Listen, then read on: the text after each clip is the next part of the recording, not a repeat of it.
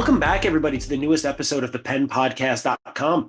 I'm your host, Matthew Harms, founder of Pen for Hire, where we offer premier ghostwriting and author coaching services.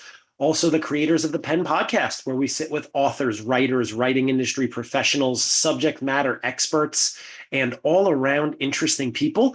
And today I have the pleasure of being joined by Alexandra O'Connell. How are you today, Alexandra? Doing great, Matthew. How are you? I am doing wonderful. I appreciate you being here. Absolutely. Thank you for having me. Always a pleasure. Love meeting industry peers. So with that said, if you'd be so kind, tell everyone a little bit about yourself and how you got into this business. Yeah, so I'm Alexandra O'Connell. My business name is Your Resident Wordsmith. I'm a book editor and a writing coach. And I got into this like a lot of editors and coaches probably also did, just because I love books. I love stories. I was a total word nerd and a bookworm growing up. And I took a little detour along the way when I ended up as a medical editor for a little while. And when I went out on my own, I quickly found my way to books, right? I think like many people, when they first start out, we get very eclectic with the kinds of work that we take on because we're figuring out what it is that we love to do the most. And when I hit my first book, I thought, this is it. You know, I have found my sweet spot. I love it. I love books because there's a beginning, a middle, and an end. There's a beginning, a middle, and an end to the book. There's a beginning and a middle and an end to the process of creating the book. And then I get to explore all kinds of really interesting, different kinds of books, projects, people, writers. I always get to learn and do something new. So yeah, that's sort of the too long don't read version. I landed there and I thought, this is for me. And I really enjoy getting to do my own thing and getting to choose my own projects. That was a really big piece of it as well. So, yeah, I mean, everything there resonates with me for sure. I specifically like what you said about the sweet spots and kind of figuring out what you want to do. Because when I wrote my first book for somebody else, it was very much like, somebody wants to pay me to write for them? That sounds wonderful. And then by the fourth or fifth project, right? Tell me your experience, but then you're like, I don't know that I want to write this anymore, or if I want to work on this particular topic or with this particular type of person. Yeah, well, so the process of, so I make this joke too, finding out what you don't like is as important as finding out what you do like. And they kind of happen in tandem. Sometimes it's one more than the other. So, I've learned from those things along the way too, where I was like, well, in theory, this was what I thought would interest me, but actually not so much. And, I finished the project, right? I honor the work that I said that I would do. So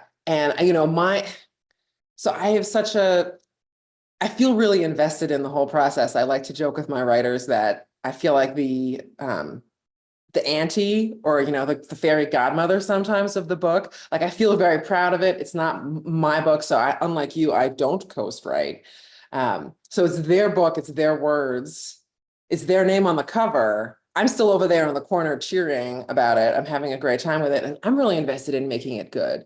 So even if I signed up for something, and then as the project went on, I realized this is probably not the sweetest of sweet spots for me. I still really want to make sure that it's good for the writer and that they're doing what they want with it. They're achieving what they want with it and reaching the audience that they want to reach. And then for the future, then I know that that's just one more thing I'm not going to do.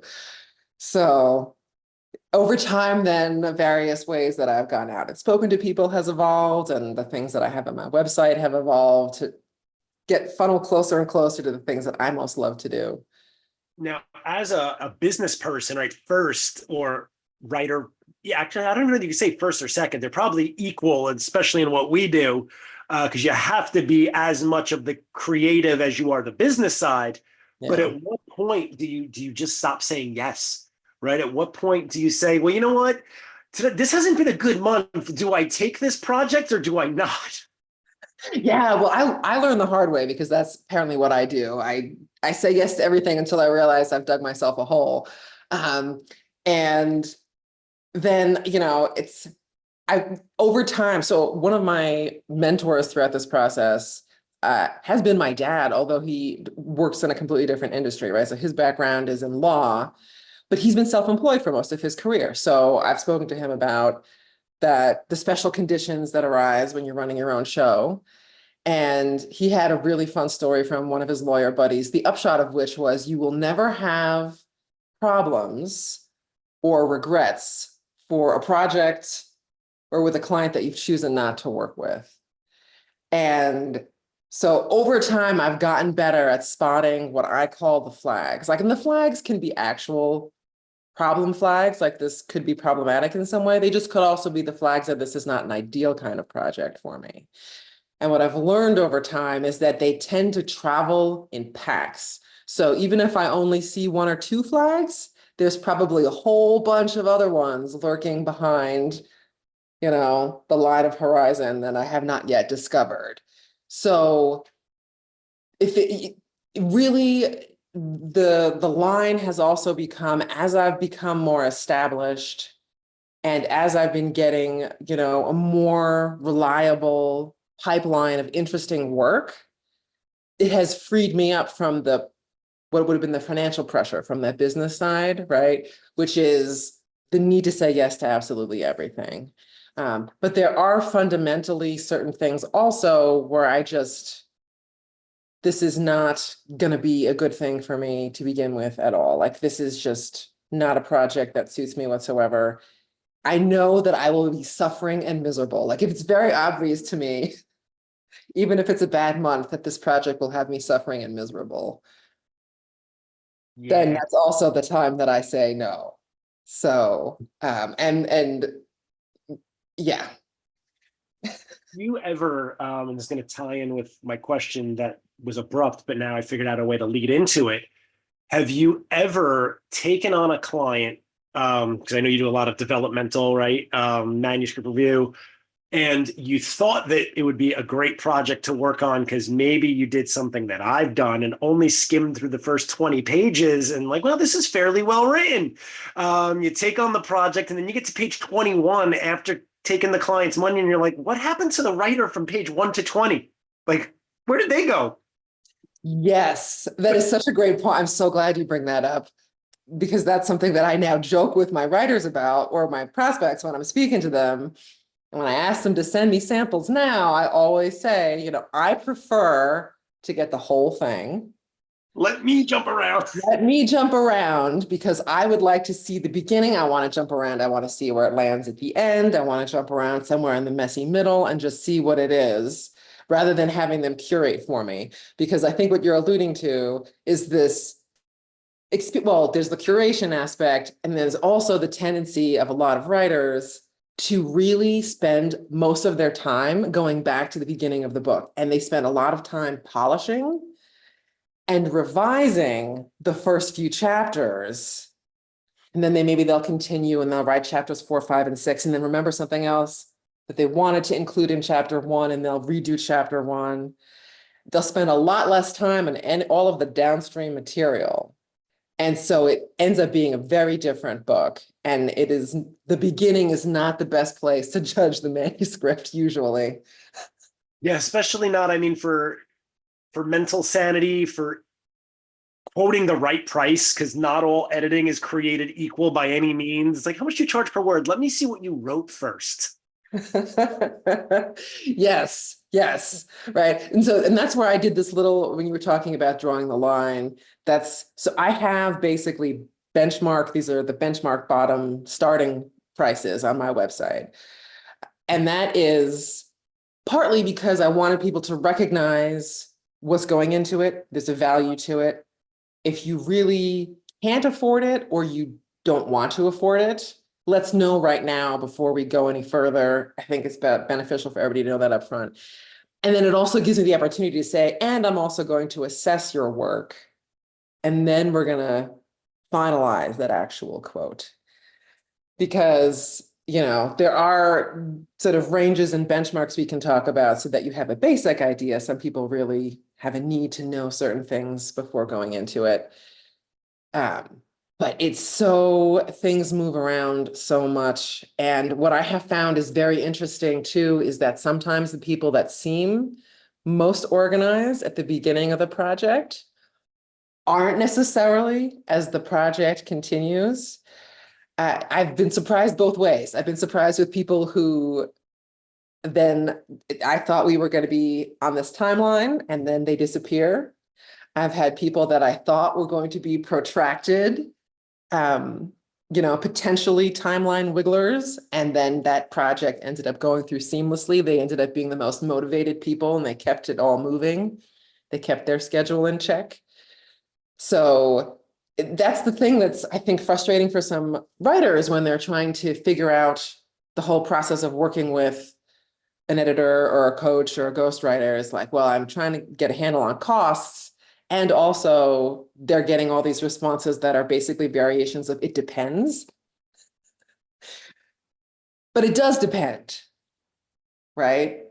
And A lot. It depends on what you have produced so far. It depends on what you want to do with it down the road. It also depends on how much work I then think it needs going in. So and it also depends how much you as the client plan on participating in this process and doing what you promised to do. I'm sure much like me, you probably do something similar. When I meet with a new client, they just because I'm writing this for you doesn't mean you get to just disappear for weeks at a time. We still have to meet every week-ish. You still need to give me the content for the book, right? And the editing's the same thing. You need to review my changes. We need to talk through this, because if you disappear for 6 weeks, it's almost like I'm starting a brand new project again, and I should charge you as such. Yeah, and that's another thing that's just come up recently, because I had someone that, so everybody's on their own timeline, and sometimes I get people get very embarrassed about, oh, I'm sorry this is taking so long. Often they're not actually the ones that take so long. They just feel embarrassed about it proactively. And I calm everyone down and I say, well, there's variation, which is true. I concluded earlier this year a project that took way longer because the client kept disappearing on me. And so I'm thinking about how can I address this in the future moving forward so it works out for everybody, because it is much easier to keep the ball rolling once it's rolling rather than trying to restart it all the time. And I tell writers this when I work with them as the coach. So the different for your listeners or viewers, right? The way I differentiate the coaching and editing is with editing, there is some kind of a manuscript that has a beginning, a middle, and an end. How good it is, TBD, that's a whole separate question, but it exists with a beginning, middle, and an end. And coaching is anything before that process. A lot of coaching is really me I'm getting them to a place with a really good first draft. And it is much easier for you, dear writer, if you keep in touch with this project and we keep it moving and you are working on it on the regular and we are meeting regularly to go over and to talk about it. Because then, I'm also doing other things while you are having your creative time or whatever it is that happens when we're not talking. And if it's a long enough amount of time has passed, then I have to remind myself about everything about this project, that where we were, what we were talking about, what you wanted to do with it, what my recommendations were. Have you implemented those? Are you pushing back on those? I have to remind myself about everything. Yeah. And those stops and starts, especially when it gets to the final phase of editing, the more clients, if you're listening, the more you've stopped and delayed, the better the chance you're going to need to spend more money on the edit. Because much like you, Alexandra, when I do coaching, I'm kind of developmentally massaging it as we go so that by the time it's done, I know we've got a seamless beginning, middle, and end. But if you were gone for 6 weeks between chapter 1 and chapter 2, and then another 8 weeks between chapter 3, and I can't guarantee you anymore that someone else isn't going to need to go through this and really make sure that we both are on track. Right. And really, it's much easier to do that when we just keep the ball rolling.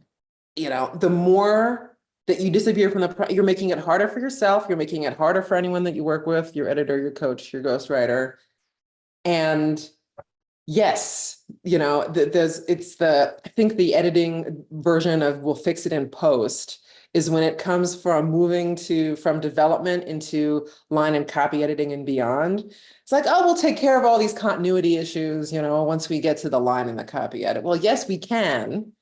And also, the more of them we have on the TBD list, the more that's going to also cost you in terms of time and money and sweat and anxiety and angst and all of the things. Absolutely, because also don't expect the best line and copy editor out there to be half that good at developmental editing and catch those continuity issues for you. Yeah. And well, this brings up another interesting point that I'm also trying to tell people too. And they say, oh, I only need such and such. And it's usually because they're trying to skip the developmental work. They'll say, oh, I only need the worst. I'm using the word, the most frustrating as an editor is I only do proofread. No, we all need more than a proofread. And then there are folks who say, oh, I only need the line and the copy edit. That's all that I need. And I say, well, first of all, that's almost never true. Everybody really, could use a developmental review. And you're not doing your copy editor or your proofreader any favors by skipping those earlier things. And the more that you have left that is going to confuse the issue for them because you haven't cleared up developmental problems, they can't do their job as well. They'll also be stuck doing work on these other 10 things that you haven't addressed, and then they can't get to the refinement. So the way that I phrase this is, if we start from a 7, we have a much easier time of getting your book to a 10 than if we start from a 1 or a 2. And you're not doing yourself any favors by pretending that this is, all that you need. I mean, you might wish and hope that it's all that you need. So what you just described, I usually think in terms of the clients who are telling you what they need based on their budget. Your budget and your book's needs generally do not align. So unfortunately, that's sometimes the case. Yes. I'm actually, to that point, I'm curious. I know I've only had one of these in my career, but have you ever had a project where for one reason or another, you were just like, I cannot or I will not finish this? Yes. I've had 2 where I said, absolutely not. We cannot do this. This is not unsustainable for me. It's not going to work. And it's very hard for me in the one case, it was easy for me to recognize. It was hard for me to have that conversation. It feels very personal to me and also potentially to the writer. But in the end, I was so grateful for those 2 that I ended up where we had to have that conversation. It was better for all parties involved. I know for the one project that they went on to work with someone else, and they ended up being thrilled with the book that came out of it. So I think for them, it ended up being a real success to get that pass from me. I think for me, then it was also the best thing to do because this person was not going to be a good working relationship. And if it's not going to be a good working relationship, it's also the book that comes out of it is not going to be a good kind of a book. I think I try to head those kinds of scenarios off at the pass as much as possible. And that's what comes up when I was talking about the flags earlier that travel together in packs. I try to recognize those as much as possible early on so I can decline that kind. If I see something coming down the pike that I think might end up in that place. So I try to not get there because I try to avoid taking those projects on, but I have had a few of them. Yeah, I only have the one. I mean, there are probably several others that I was just too new to realize I can say no and think that we don't have to do this.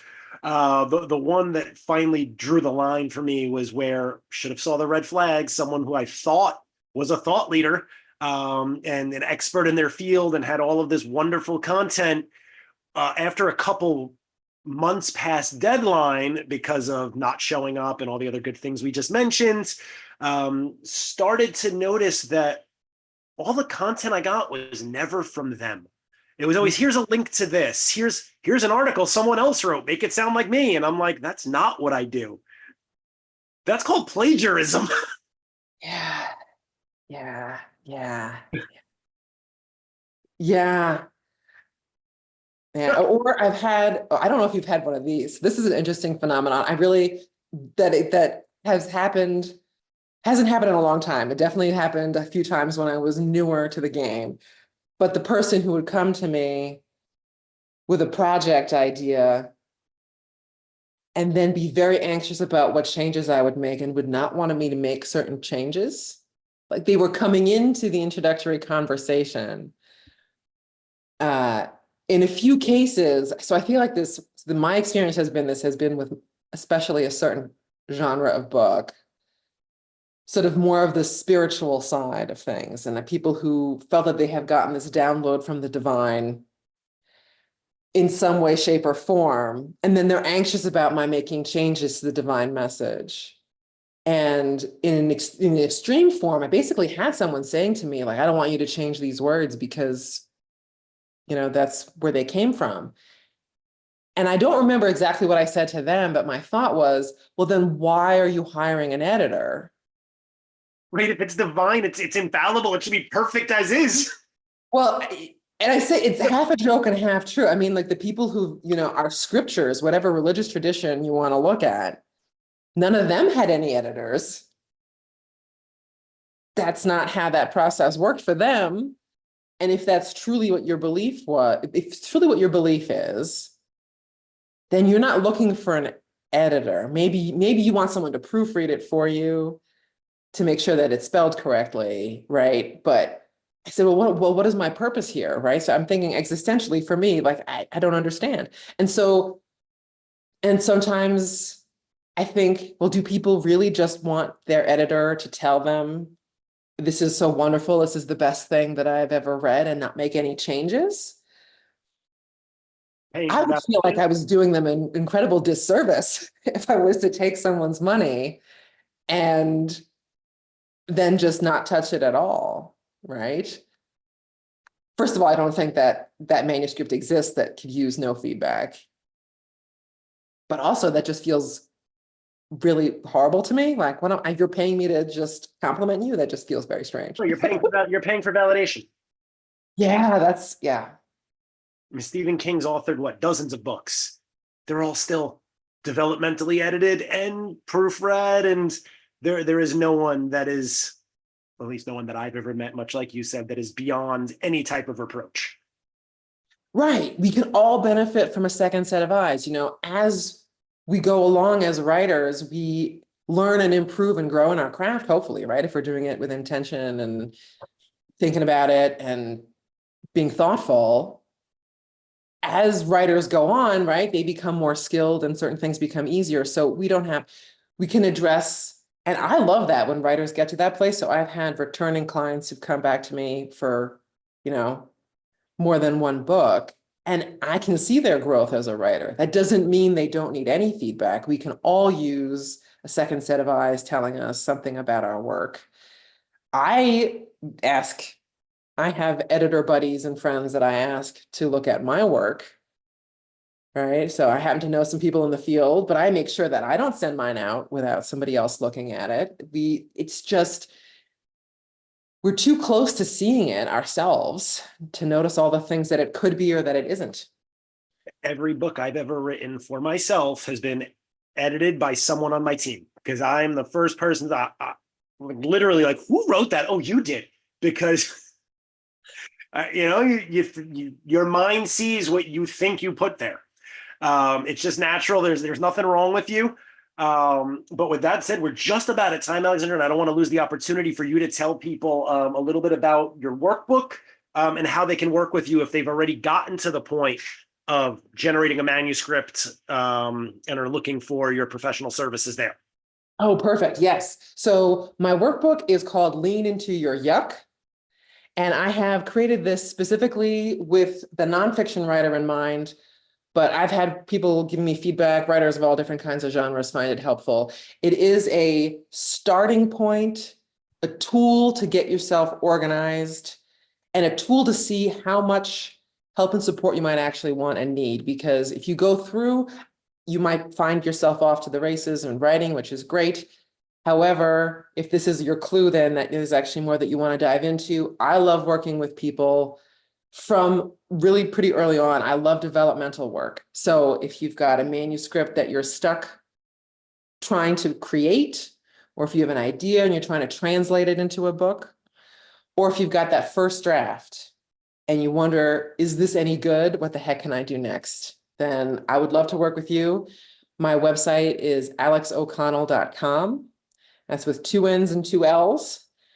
And so that's the best way to reach out and get in touch with me. I love to know about your book. So it always helps if people who are interested in talking to me will fill out my little form on the website telling me about their book. I'll be asking about it anyway. So this gives us a head start on our conversation. So the book, if you're not sure if you want to go into coaching, the workbook is great. Lean Into Your Yuck, 7 Steps to Mastering Nonfiction Book Structure. And there's a placeholder for all of your notes as you're going through. And then if you think that you're ready to, or you at least want to have a conversation to see if you're ready, getting one-on-one help, then please, alexoconnell.com. Fantastic, Alex. Thank you so much for all of that information. Sometimes very refreshing to, I guess, BS with someone else who deals with the same BS you do on a fairly consistent basis. I don't feel quite as crazy as I do some days when I finish a long day of calls and I'm like, what the hell happened today? Nope, it's not just me. So thank you for that. For everyone listening or watching, we always appreciate when you support our guests. Please head over to Alex's website.